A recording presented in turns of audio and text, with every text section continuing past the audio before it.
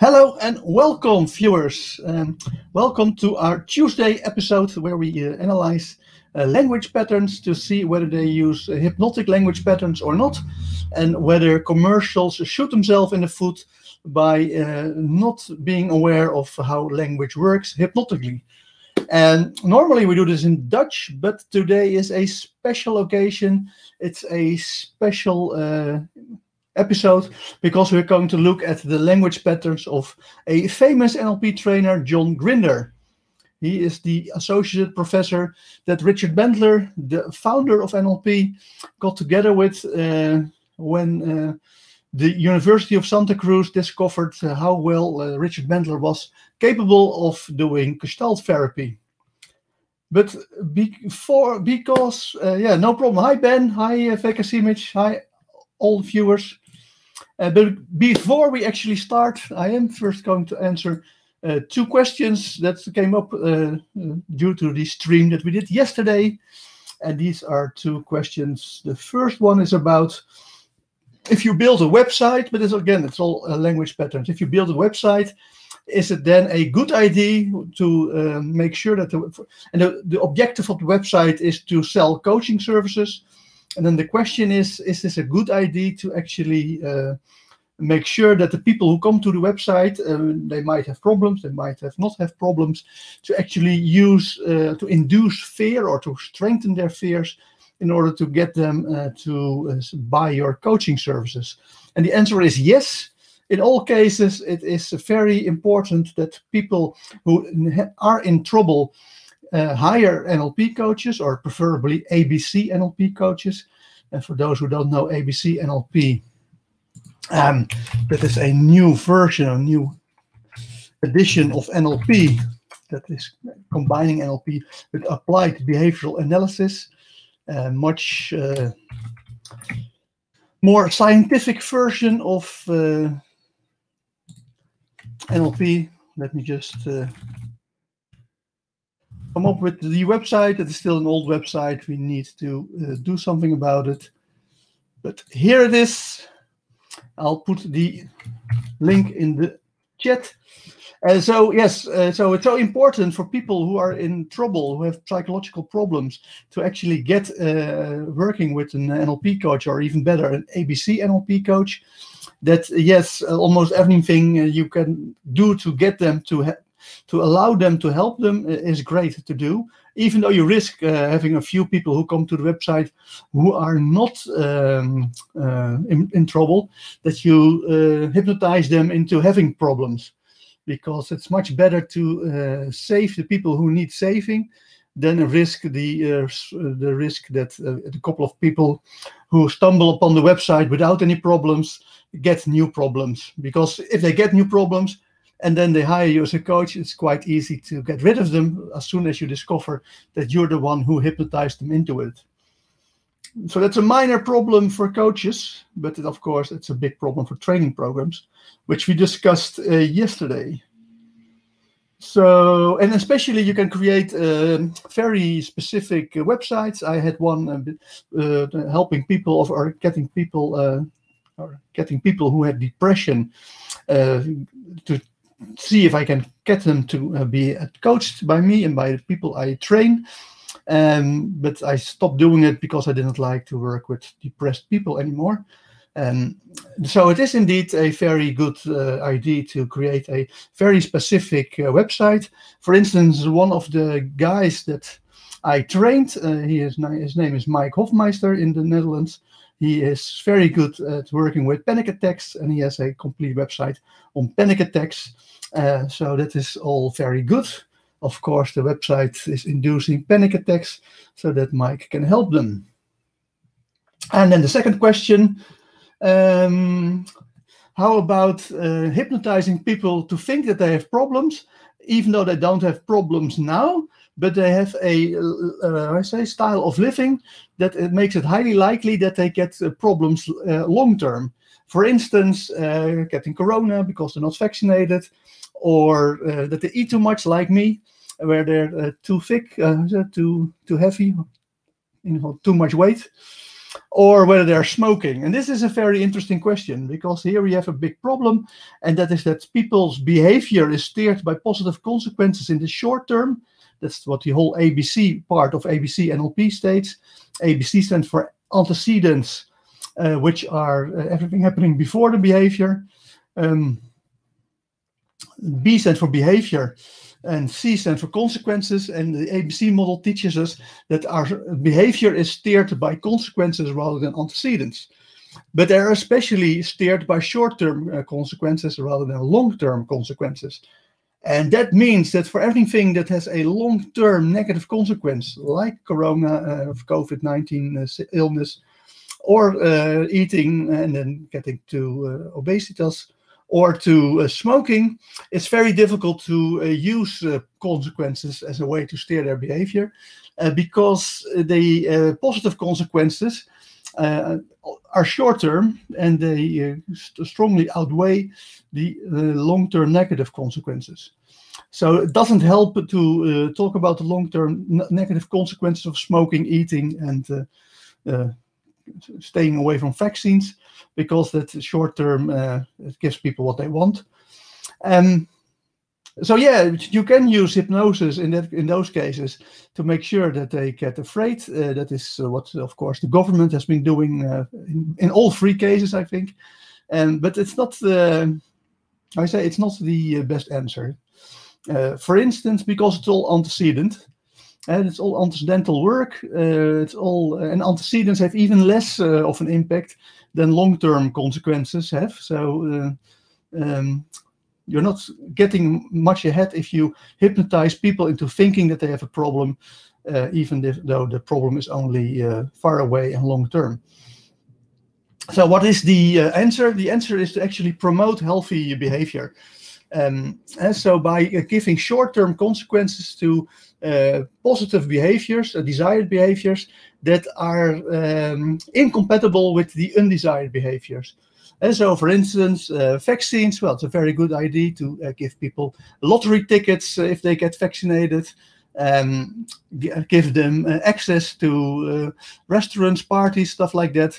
All short-term positive consequences for getting vaccinated, that works wonders. Same with eating. Why not tax the hell out of it on fat food that is unhealthy, and use that tax return to lower the price of healthy food? Then people will get positive consequences for buying healthy food, and they will immediately switch to healthy food. And finally, for smoking, you can promote eating eating nicotine chewing gum, or other the patches, nicotine patches and stuff like that. So promote rather than scare them with negative hypnosis, as the government is trying. It's much better to use the positive side and promote incompatible desired behaviors. So that's the answer. So the second question, here's also this in English, I'll put it on the screen. The second question, I mean in the form of telling people what is good for them, instead of when you do X, I feel Y, so why would you do, would you like to do Z? Yes, well, you don't have to tell people what is good for them.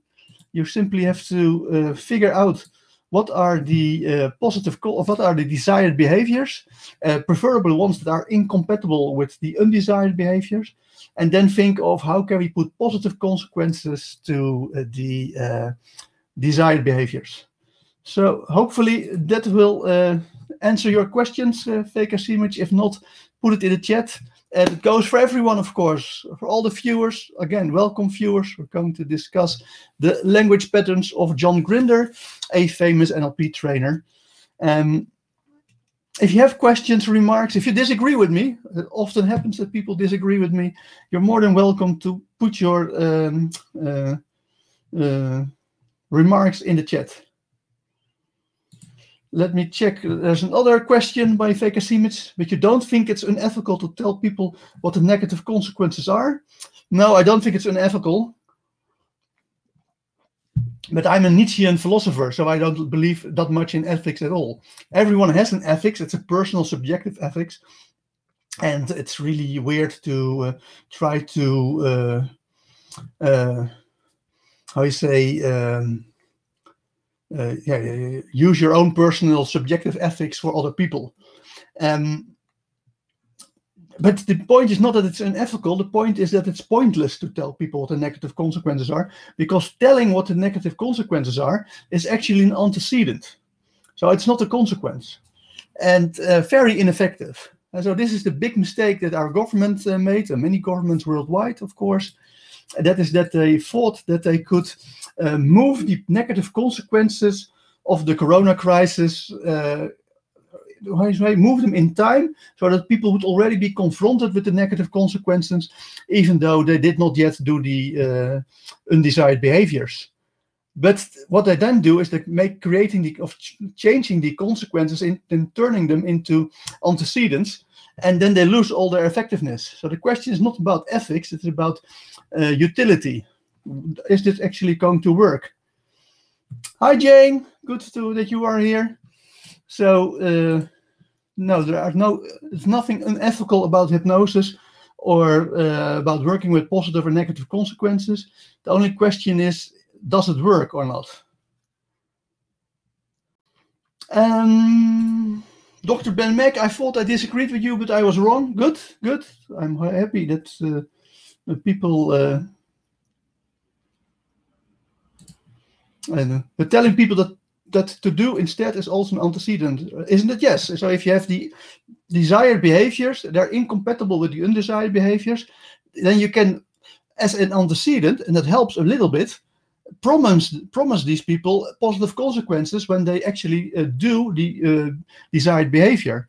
But the brain is only going to learn to do more of it if they actually get the promised positive consequences after the behavior. So again, welcome viewers. If you have questions, please put them in the chat. If you have remarks, if you disagree with me, if there is anything that you want to make sure that you want to let me know, please put it in the chat. If you feel that the chat is not giving you enough opportunity, let me know. Then will send you a link and you can come straight away in this broadcast live. And then we can discuss it live on the broadcast, on the stream. What your arguments are for disagreeing with me. And then afterwards we find out that I was right to begin with. But that's another question, or other point. So without further ado, let's start with the website of John Grinder. Welcome to the official NLP around the world. Now that's already good, because of course John Grinder likes to train around the world. Grinder has two stand-ins, Bostic and Carroll. We have Grinder, Bostic and Carroll of NLP Academy. I don't like it when NLP institutes call themselves an academy, because NLP often gets accused of being pseudoscience, and something can only be pseudoscience if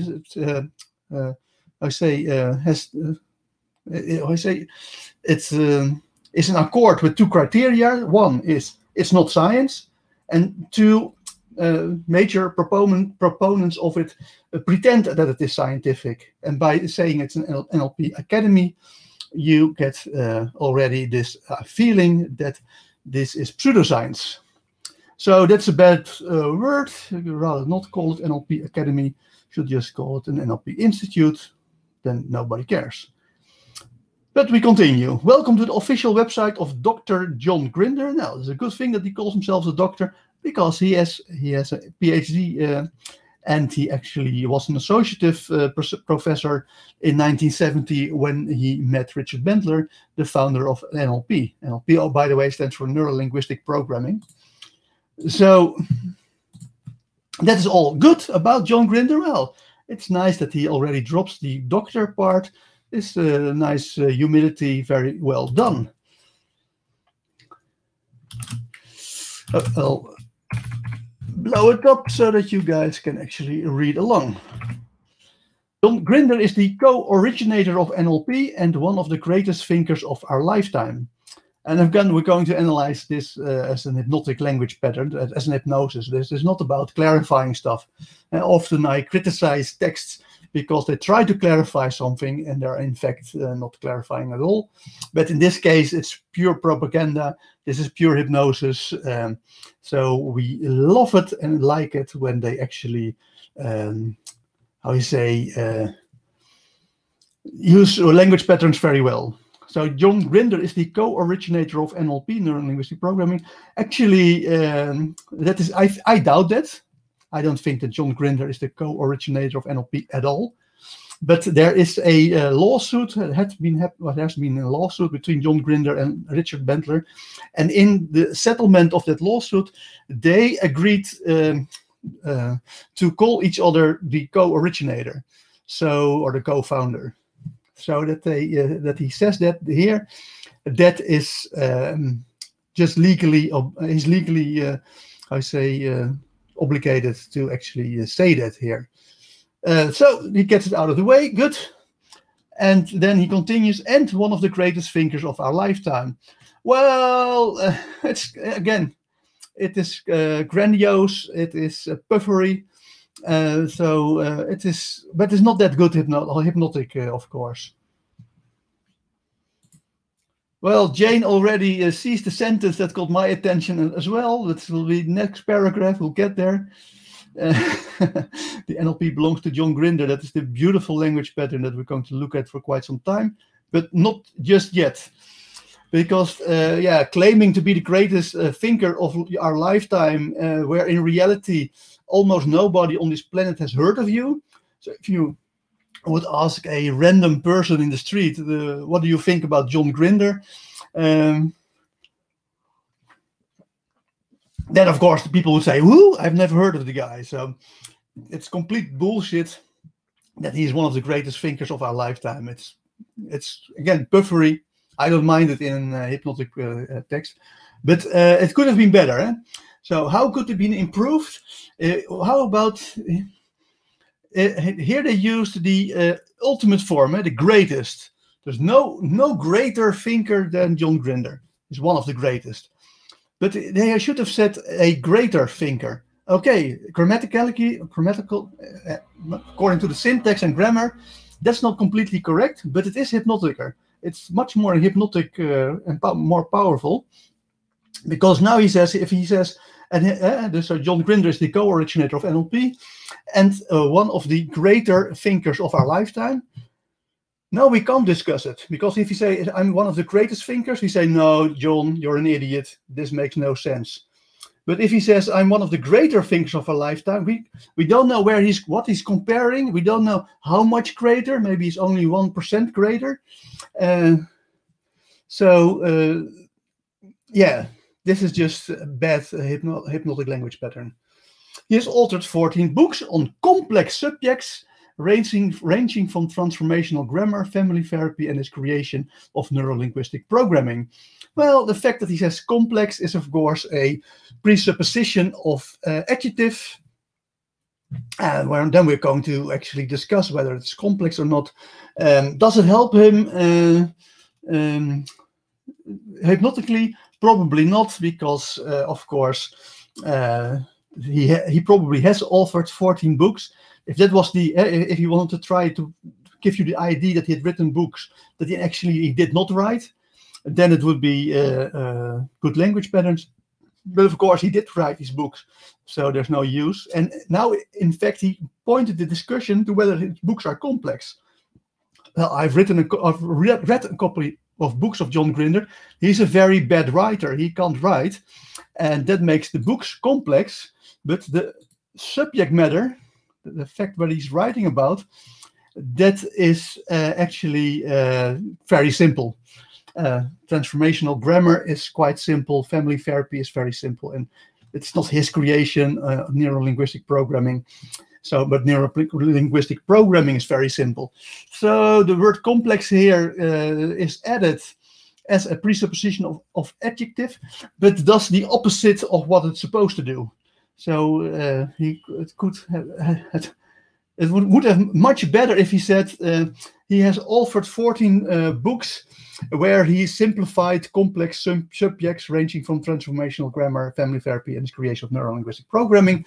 Because if we add that at that point, if we then are going to discuss it with John Grinder, then he can, and we say, no, John, you did not simplify them. Then, of course, the idea is pushed onto us that he is a very smart guy handling very complex matter. Whereas now we say, no, John, this is wrong. It's not a complex subject. And then he fails in his objective of trying to push the idea to us that he is very smart and capable of handling complex subject matters. So here's the second fault we find in his hypnotic language patterns. But his creation, again, he is already, trying to move away from the Go originator of NLP, because now it's no longer the creation of Richard Bandler and John Grinder. No, it is John Grinder's creation. And of course, it is bullshit. Richard Bandler came up with the Neuro-Linguistic Programming, and John Grinder helped Richard Bandler become much bigger, much quicker, because Richard Bandler was a student and John Grinder was a professor, associate professor, and that made it much easier to get a foothold. But in reality, if Richard Bandler would not have been there, there would not have been any Neuro-Linguistic Programming. Had John Grinder not been there, there would have been Neuro-Linguistic Programming, but by now it would have been much smaller and less well known. And so the popularization of Neuro-Linguistic Programming, that is in part the responsibility of John Grinder. We can applaud him for it, but John Grinder did not create Neuro-Linguistic Programming. Richard Bandler did. So Jane says, how about he could learn to be honest? Yeah, well, this is hypnosis, and hypnosis and honesty do not always match. Honesty, what's in it for me in honesty? Again, with hypnosis, we don't care about it. Oh, that's nice. So if you're very good at language patterning, and I think I am, you can actually create hypnotic language patterns that work better than what is presented here, but that do not violate reality. What we then do is anticipate that the person who is reading or hearing it is misinterpreting what you're saying.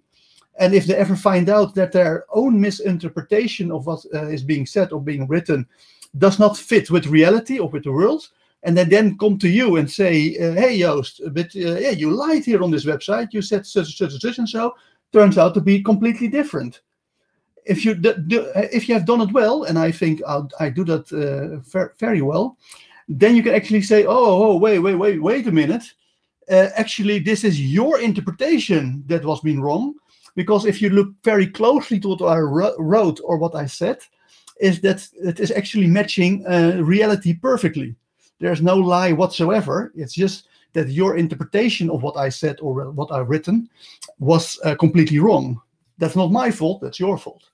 So I don't like lying with hypnosis, even though there's nothing wrong with lying when you use hypnosis.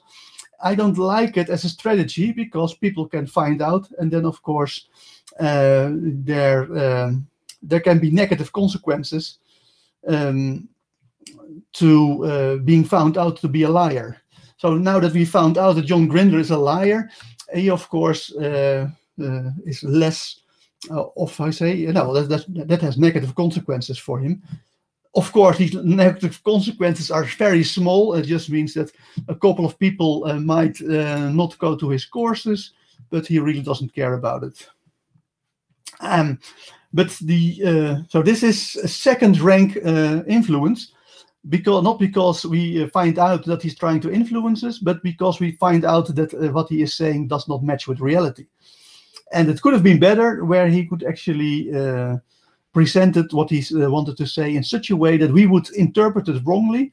But when we call him out, that he would then have a defense ready saying, well, of course, this is completely bullshit what you're saying, Joost. You're actually interpreting my words wrongly. But of course, here, there's very little doubt that my interpretation is correct. So there we get the magical sentence.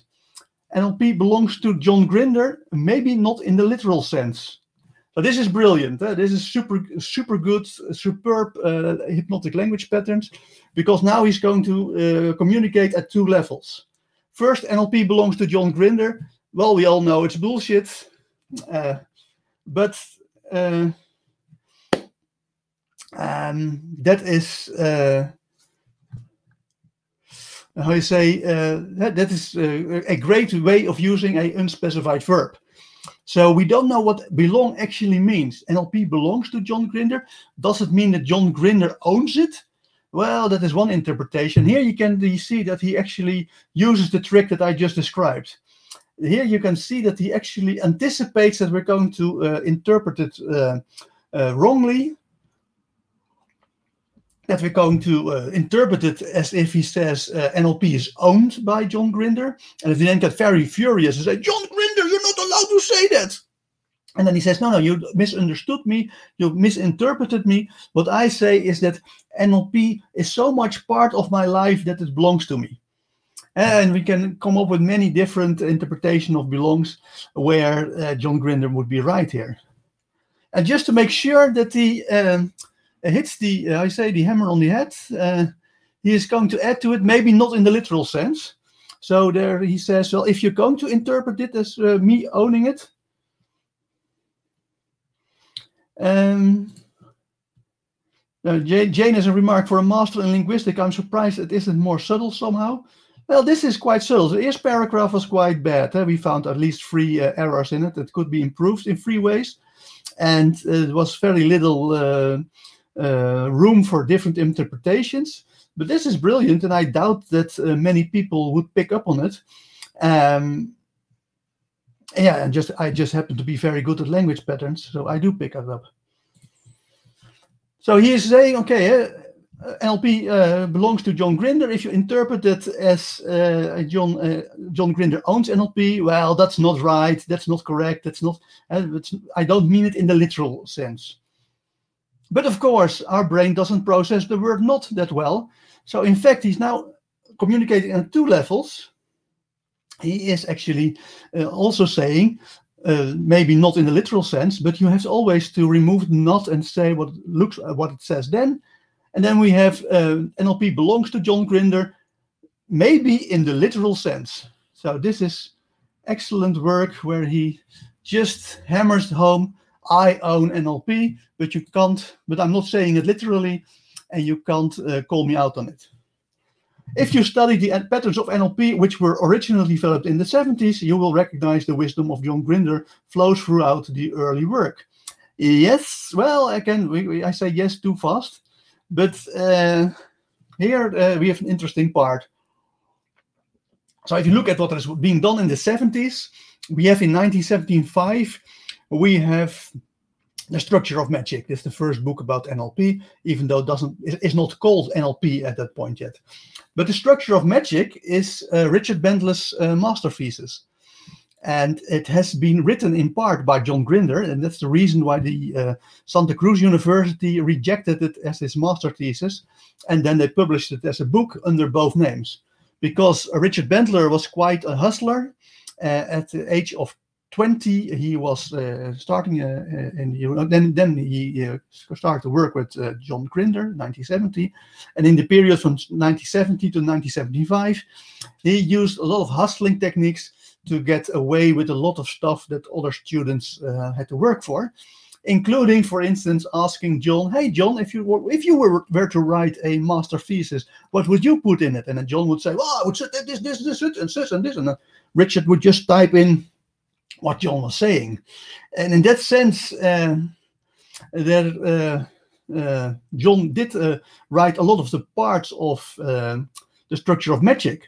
But then in 1979, and there were a couple of other books in the period, 75, 79. But in 1979, we had the book Frogs into Princes, which is a seminar of Richard Bandler.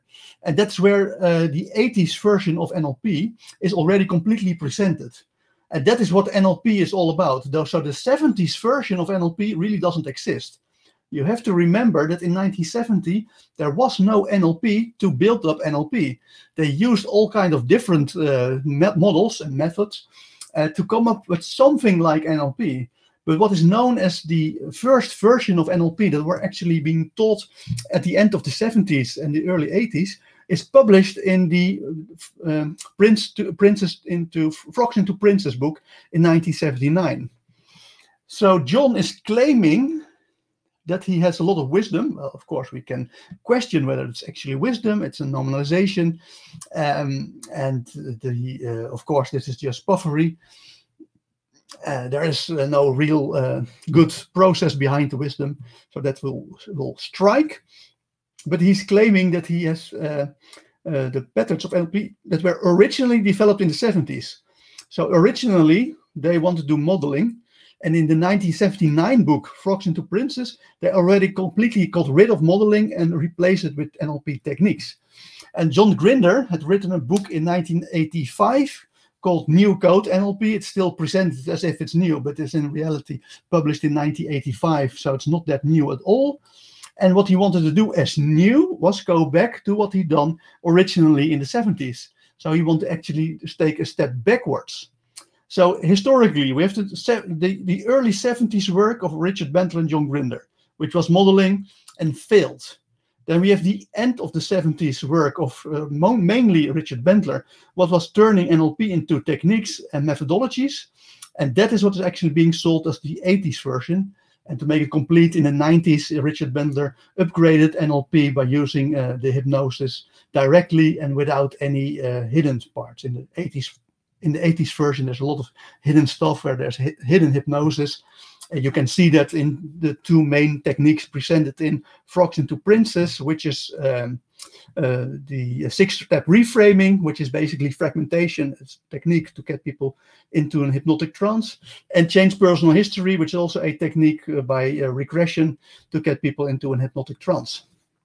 That was mainly the work of Richard Bandler, and you can see that John Grinder agrees with it, but he's claiming the brilliancy of the early 70s work. Of course, we got rid of all that work out of NLP because it failed to work. That is one of the things that John Grinder here fails to mention. But he does it very nice by saying it was wisdom. Of course, if wisdom fails, you can question whether it was wisdom. And so you can say, if you study the patterns of NLP, which were originally developed in the 70s, that's all quite clarifying. It's not even that hypnotic. You will recognize, of course, if you recognize something, this is a presupposition of realization. You can only recognize facts. So we react here with, this is highly unlikely.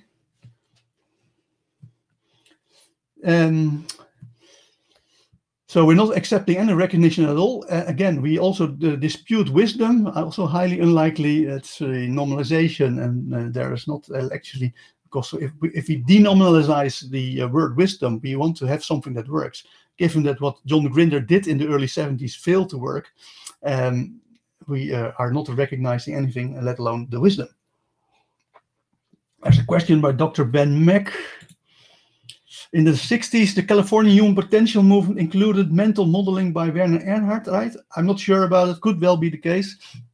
You have to see that this is all a reaction on behaviorism and behavioral analysis, which started out in the end of the 19th century. It was very dominant within psychology and the social sciences up until the 60s.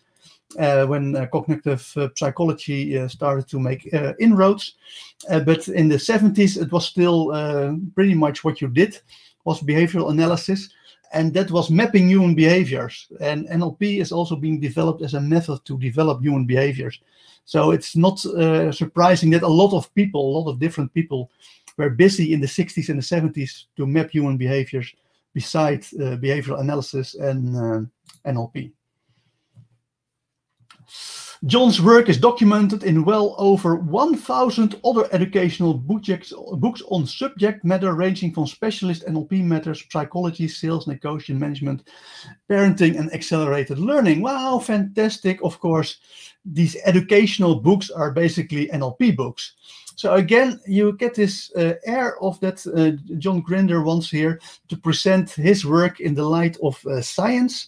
He has created the NLP Academy, which is already pushing NLP towards pseudoscience. And again, here, yeah, of course, he is. I'm not even sure whether it's his work. His work, as he says correctly in the beginning, was mainly transformational grammar.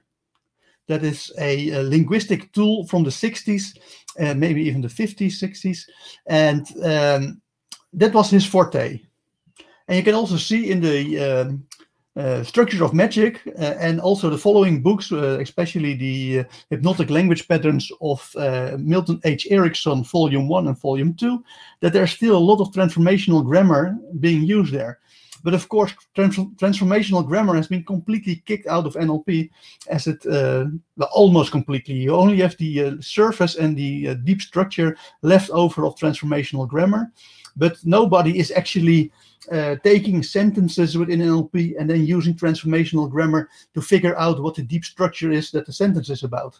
And in fact, the way that the surface and deep structure of transformational grammar works has failed and has been replaced by triangulation of Donald Davidson, which is also part, of course, of the ABC NLP that we teach at the universities of Amsterdam and Rotterdam. And so, although John Grinder is, of course, mentioned many times in many books about NLP, and of course, you could say that those are educational books, and they might be on subject matters, but this is all very much how academics write about their books. And of course, none of these books are academic. And again, John Grinder is very subtle, pushing NLP towards pseudoscience here.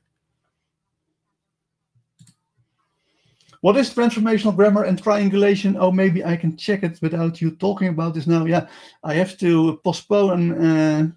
I will talk about triangulation at one point in my life. But probably in Dutch, but might even be next week on Friday, not coming Friday. Then we're going to discuss the work of Professor Bruno De Finetti, brilliant Italian philosopher in Dutch, but we might very well do triangulation on Friday, maybe in English, who knows. If a lot of English people write me that it's important to do triangulation in English, there's not coming Friday, but the Friday afterwards. Let me just quickly check my diary. So that will be Friday the 20th. I'll make a note that I promised triangulation of Donald Davidson. And so that is all nice puffery. Dr. Grinder, now he's a doctor again. Again, he's subtly pushing NLP towards pseudoscience. Dr. Grinder's work is also the subject matter of well over 1,000 NLP public seminars each year, training people over 20,000 people each year around the globe, hosted by specialist NLP trainers.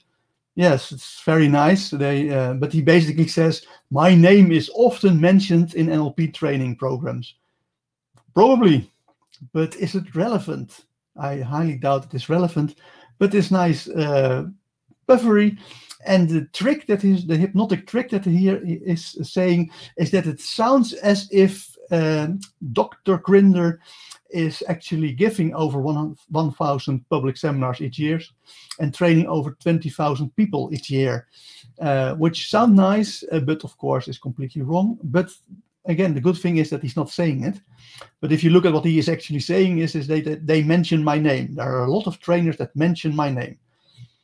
That's not really that much of an advertisement that you are being mentioned. And in the Netherlands, we have a stand-up comedy sketch where there's a professor that always, whatever the topic is, no matter what the topic is, then comes in front of a camera, a news camera in a news show, and it says, "My name is mentioned. I'm mentioned. They're naming me. I'm being named." And the whole country, the whole Dutch country, the Netherlands, is laughing about. And John Grinder is doing something like that. They are talking about me. Lots of people know my name. Of course, if he actually were the greatest thinker of the world, then maybe even more people would have mentioned his name. The majority of quality business seminars will now include aspects of John Grinder's work, which equates to a figure of tens of thousands of people learning implicitly from the genius of John Grinder. Again, very nice hypnotic language patterns. You get the idea that he is this super business guru, where of course it's completely bullshit, because the key word is aspects here. Basically, he is claiming as an aspect any work done on rapport, on communications, and he says, yeah, that's an aspect of my work. Of course, it's also an aspect of my work, so I can actually claim that millions and millions of people each year learn implicitly from the genius of Joost van der Leij. It's a completely empty sentence, a beautiful hypnotic language pattern,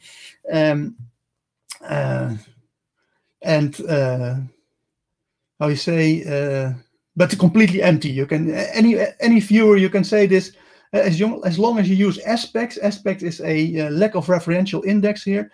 It seems to point to something that is very concrete, but in reality, we never can find what John Grinder is talking about. And you can use it. This always anyone can use this.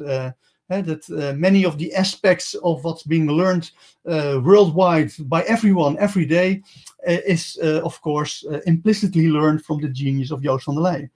You can make it as big as you want. Of course, in reality, of course, this goes for all sentient beings in the whole universe. There are aspects of what they learn that are actually implicitly learned from the genius of Joost van der Leij. Because if you implicitly learn something, it means that you don't learn from John Grinder at all. You learn from somebody else.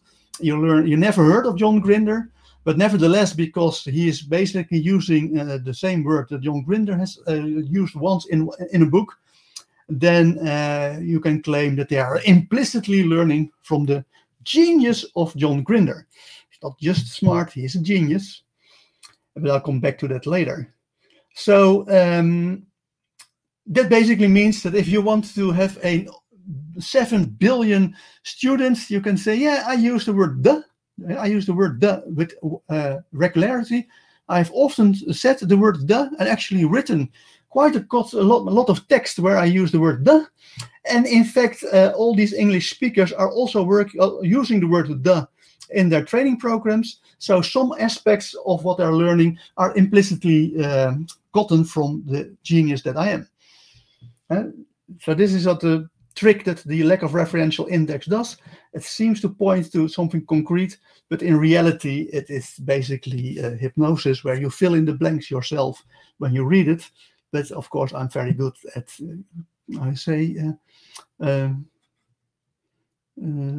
punching the dream. That figure is growing every year. Yeah, certainly. That is what's happened with history. Figures grow throughout history. So that is, again, an empty sentence, which sounds very nice. It's good hypnotic language patterns. And you can use it also as much as you want. For instance, the amount of money that I made from selling NLP courses, that grows every year. I might be only earning $5 this year, but that's another $5 on top of everything I already earned. So again, the figure is growing. The figure of people that I help with NLP is still growing. The figure of people that read my books, that's still growing. Yeah, of course. Even if only one person read my books during 2021, that still means that the figure is growing every year.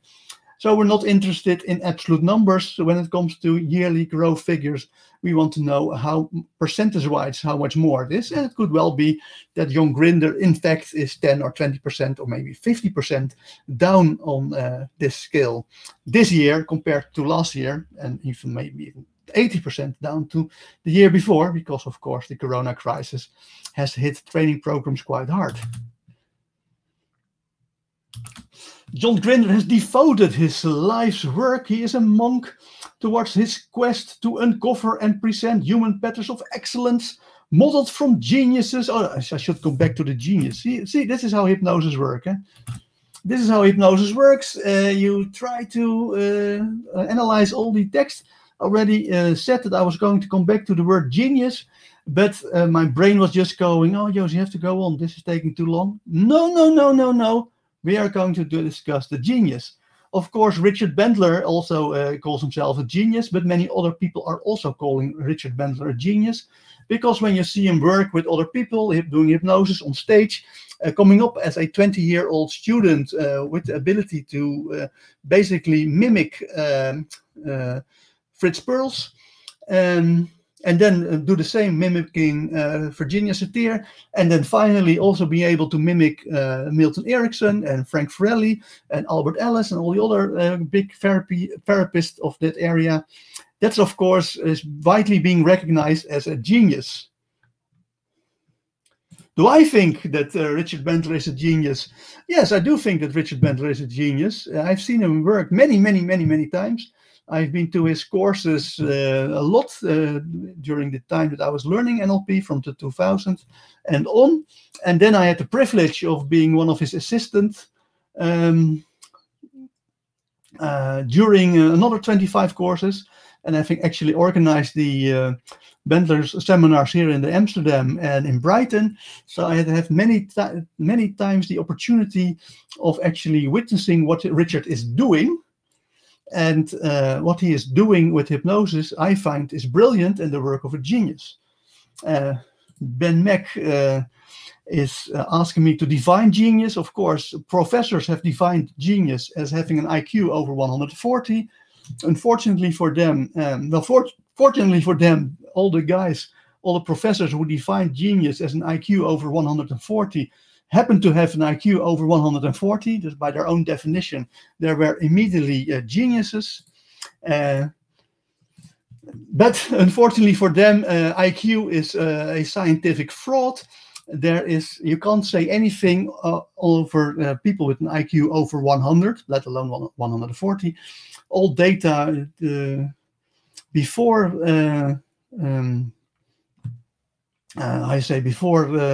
all data pertaining to the IQ area of 100 and plus is complete bullshit. So that's a bad definition. Ben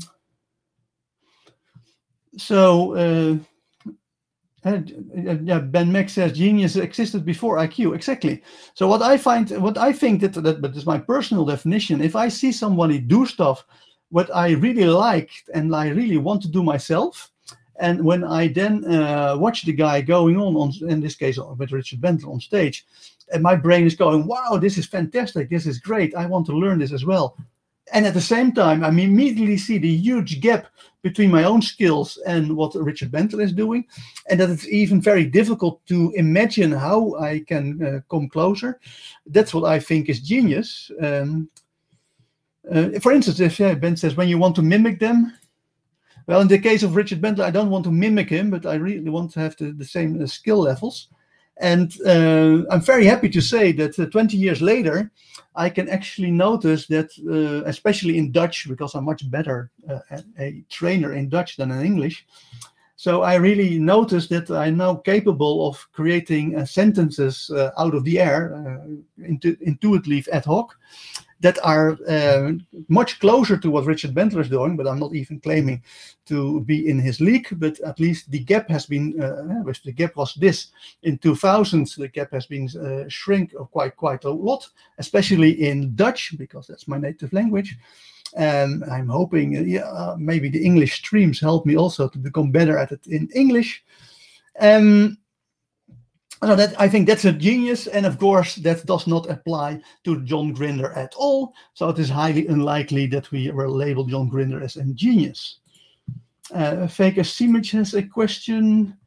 Joost, actually earlier was said it's good to use hypnotic language patterns when selling instead of clarifying. Absolutely.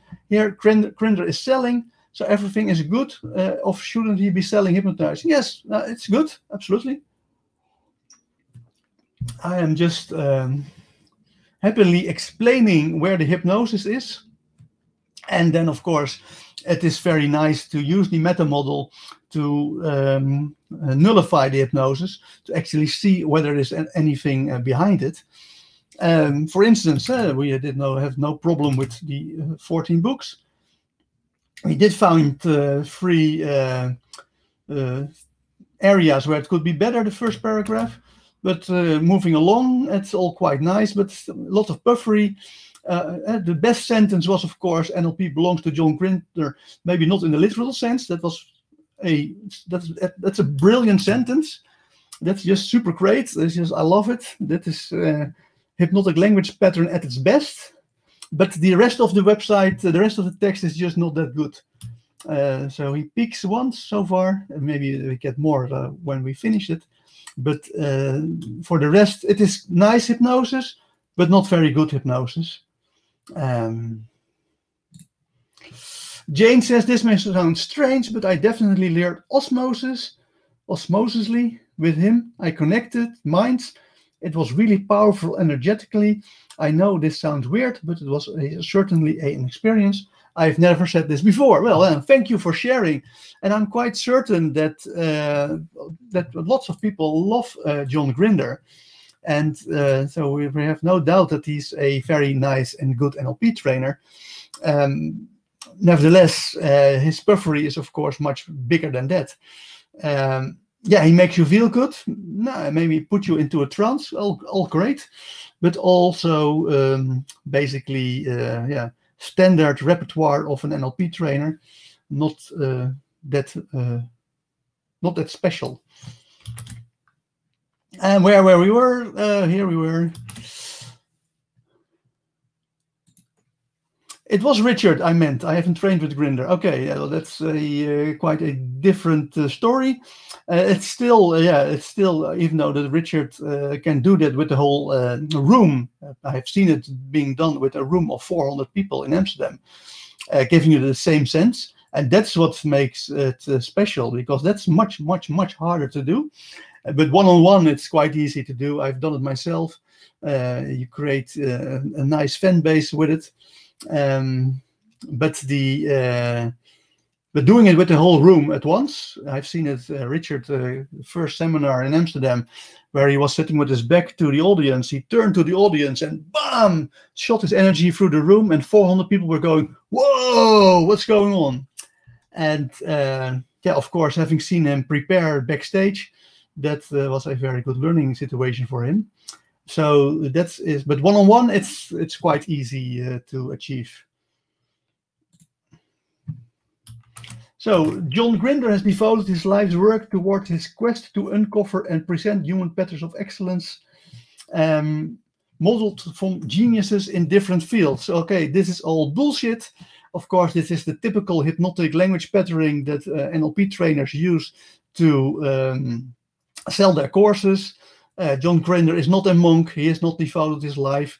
He's just found out that he can't do anything but train. So he's happily doing other stuff in his free time, and then shows up whenever there's a training program. And so he has no quest to uncover and present human patterns of excellence. It's never been about human patterns of excellence.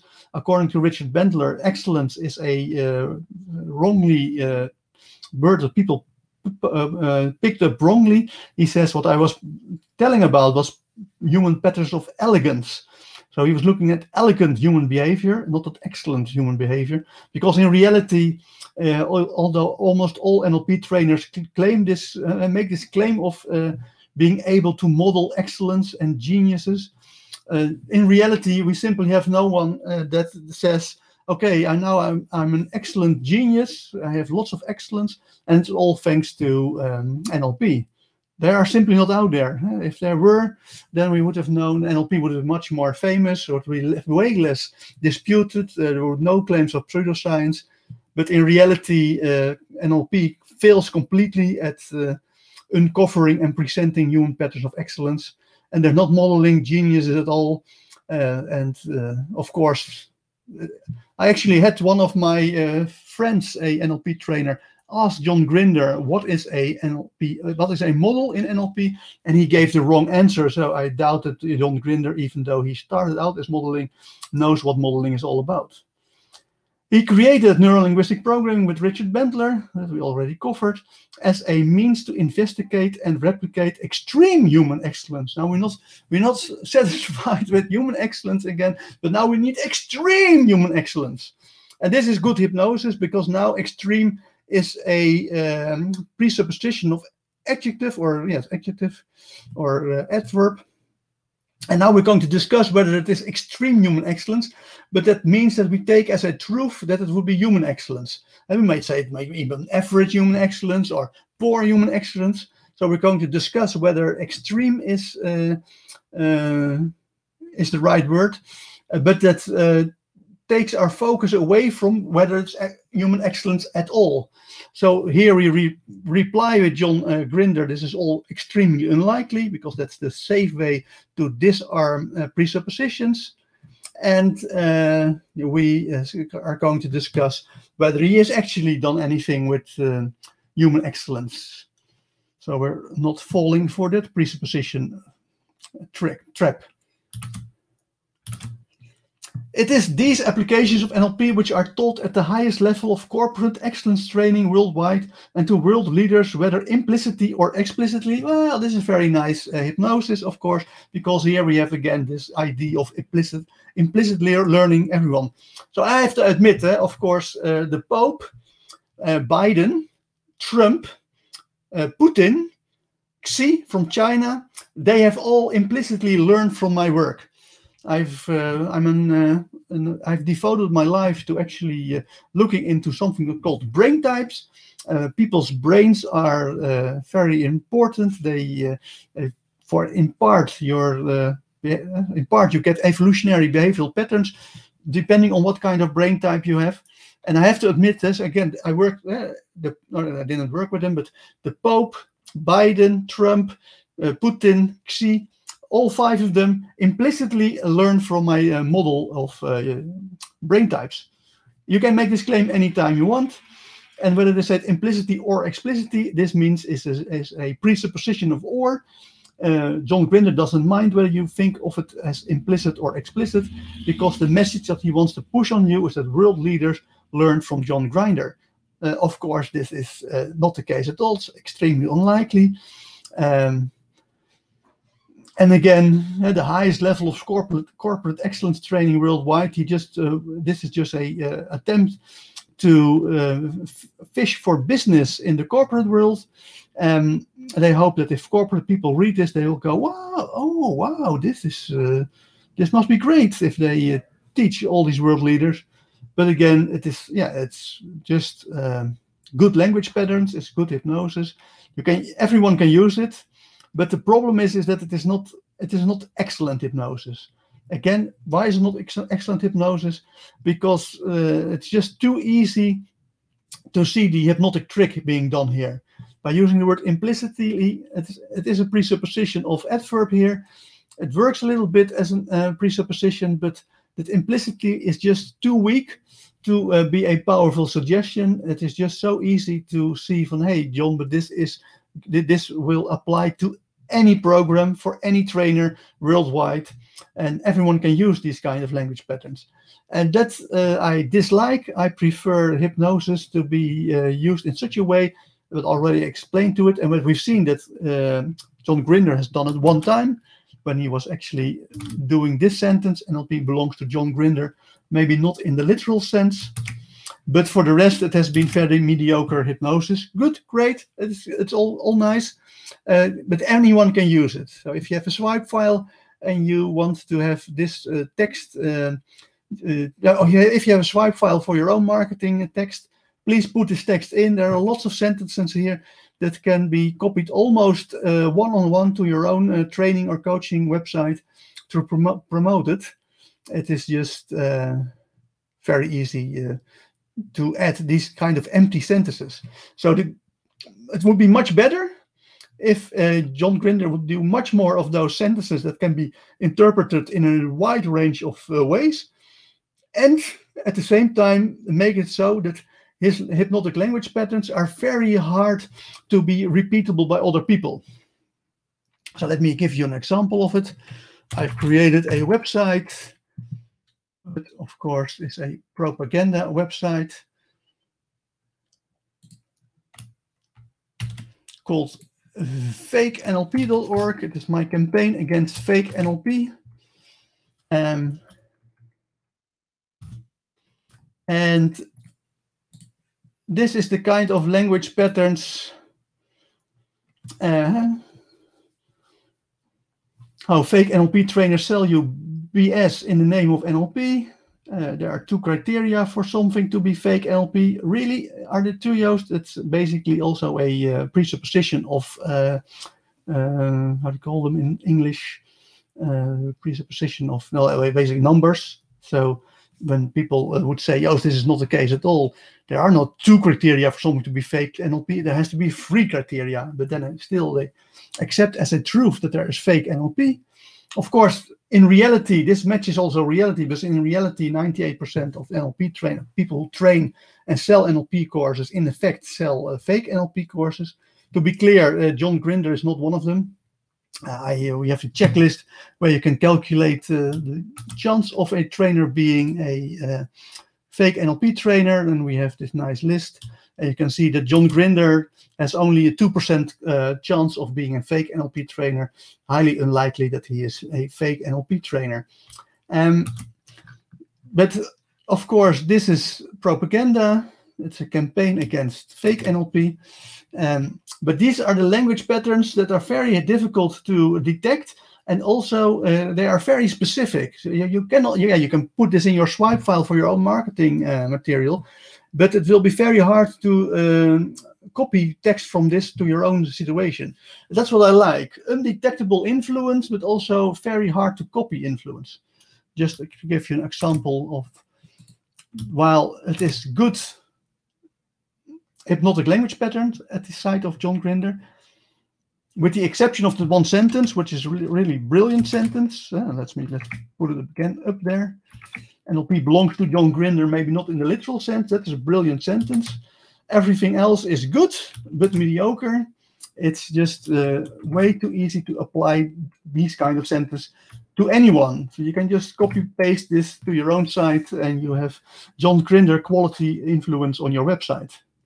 So at the end, the last sentence, with his partner Carmen, John is continually exploring new territories and continually updates his work, introducing new models of excellence and vastly updated models of his and Bandler's early work.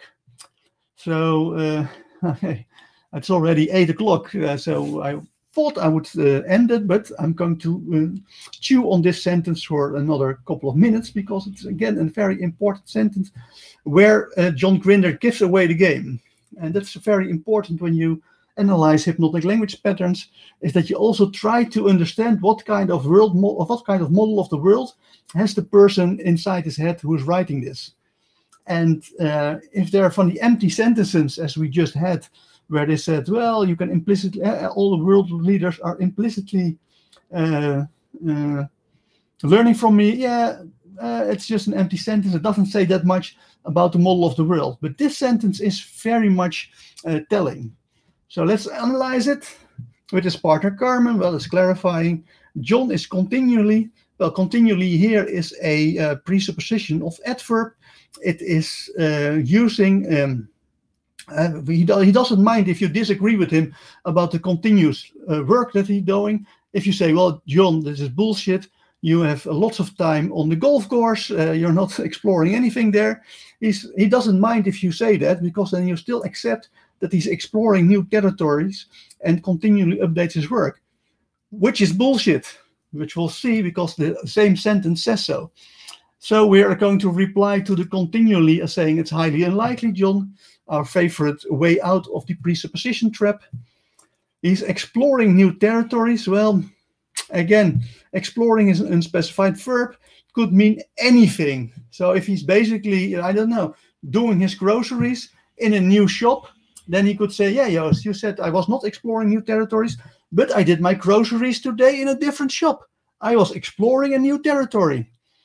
And of course, territories, the map is not a territory, basic NLP presupposition. So NLP people are very much sensitive to the word territory. He did nicely to change it into territories, which is just a smart way of just not making it too obvious. But again, this is an empty sentence. It could mean anything. It could mean that he's doing groceries with at the new store. And constantly updates his work, which is complete bullshit. He's still promoting the 1985 New Code NLP. First of all, the New Code NLP, which is a very, often used practice within NLP, is a lie, because New Code NLP says we want to go back to the work of the early 70s. So it's not new code at all. The only thing new about New Code NLP is that it wants to go back to something that failed in the early 70s. And he has not updated it at all. He's not introducing new models of excellence at all. Where are these models? Yeah, he says, you have to come to my training program. Of course, his training program is very mediocre, and you get just being sold basic NLP course, as many other NLP courses are doing. And vastly, I do not normally update it. Again, this is a presupposition of adjective. Vastly updated models. But again, yeah, the vastly is just hypnosis. It's good hypnosis, because now you're going to take as a truth that he updated the models. Of course, he did not update the models at all. It's highly unlikely of his and Bandler's. And now comes the key word, early work. And so he's basically saying, I did not do anything of what I said before. I only did that for a very small part of NLP, namely mine and Bandler's early work. What was that early work? Again, that is the modeling in the early 70s. He is trying to improve on it. Well, in fact, he did not improve on it at all. There is nothing new coming out in that regard. But also that early work was abandoned by Richard Bandler and also by John Grinder, by the way, because it failed. So yeah, he's creating a bigger failure. But here he admits that modern on explicit hypnosis-based NLP is not his style. It's not what he is selling. He is selling early 70s NLP, and he's saying, well, I'm doing it a bit better than I did in the 70s. Okay, great. It failed in the 70s. We do not see anything positive coming out of this work at all. What is new, what is being distributed among NLP communities. So we take it that his updated models also fail. But most importantly, he is making a clear cut between the early work and what is now modern, based on explicit hypnosis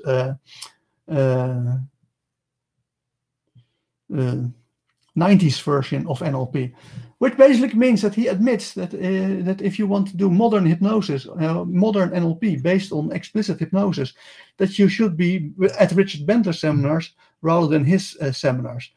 And I find that this is still, you can see that in 1985, in the publication of New Code NLP, he was already busy with his idea. I have to go back to the early 70s. That was probably the highlights of his life, that he was doing all the stuff that made him a so-called genius. And he's trying to replicating that success of the early 70s and failing year in after year. Because literally, this is going on for 35 years. And he's still not updated the New Code NLP in 1985. So here it is very telling that he's still stuck in that idea that he should revive the early 70s work. But of course, that is a complete failure. It failed in the early 70s and it is still failing. I heard Grinder inspired Fritz Perls move to Canada, but I don't know. I don't know either, but I think that Perls died. So in 1970, when we can check when Fritz Perls died, but we have the internet here. See, he died in March. Where are you? Okay, now I'm just messing up. Excuse me for messing up.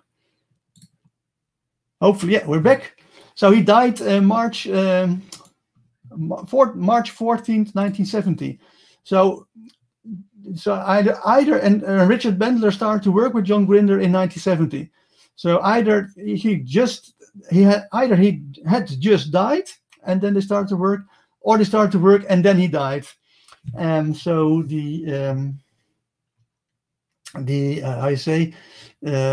I doubted that they had much literal contact with Fritz Perls. Richard Bandler learned everything of Fritz Perls by actually being the guy who transcribed his coaching sessions or his therapy sessions.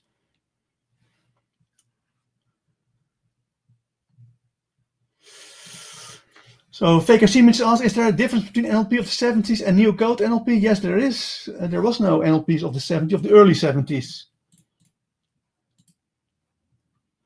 There might have been an update between those two versions. Well, in the early 70s, in 1970 till say 1975, they did not have NLP to create or to map human behaviors. They used basically the work of the Toti model of Miller from 1960s, and the book on modeling by Donald Boyd, which is also a book from the 60s about how to create mathematical models.